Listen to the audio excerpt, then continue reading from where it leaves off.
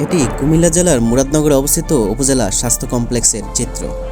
ঢাকা চট্টগ্রাম মহাসড়কের ইলেটগঞ্জ থেকে শুরু করে ব্রাহ্মণবাড়িয়া পর্যন্ত এই উপজেলার বিস্তার।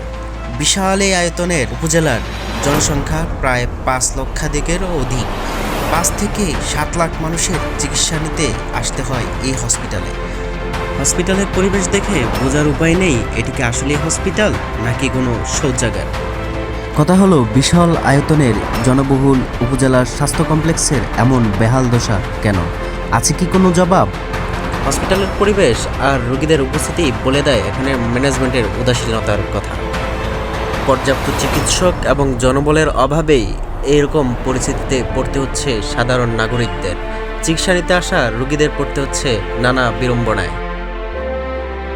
প্রশ্ন হলো, সাধারণ নাগরিকদের এমন ভোগান্তির শেষ কোথায়? কারাই বা এই ভোগান্তি লাঘব করবে?